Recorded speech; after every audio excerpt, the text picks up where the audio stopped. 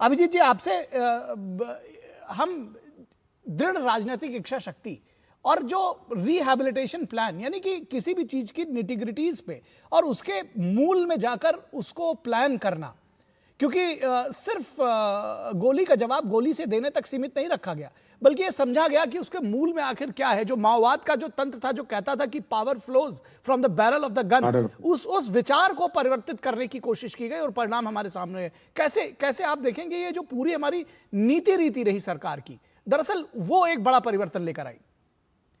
आपने सही कहा। कल अगर आप गृह मंत्री के जिन्होंने जो गृह मंत्री का जो स्पीच वो पार्लियामेंट में दी है, वो काफ़ी डिटेल एक स्पीच था। उन्होंने पहले ही बोला जो जो एक्शन आप जैसे बोल रहे थे, power flows for the barrel of the gun, उसमें ये उन्होंने ये ज़रूर कहा that we won't talk to any group who shoots at our security forces, जो जो लोगों को मार रहे थे। तो कॉन्सेप्ट वो जो 214 से 226 तक जो सरकार ने नीति अपनाई, अभी पहले वक्ता ने बोला, जो एक एक कम्प्रिहेंसिव इंटेलिजेंस शेयरिंग हुआ जी। और implementation on the ground was equally good.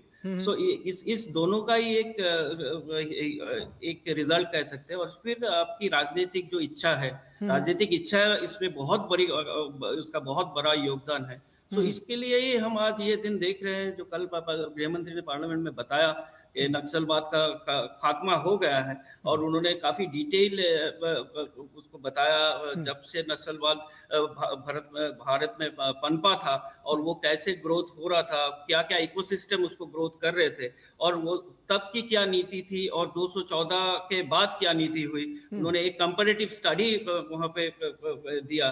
तो जी। इससे ही लगता है ये सरकार के लिए बहुत बड़ी कामयाबी है। अगर नक्सलवाद की पूरा खात्मा अगर वो पार्लियामेंट के फ्लोर पे बोल रहे हैं, तो ये सरकार के लिए बहुत बड़ी अचीवमेंट है।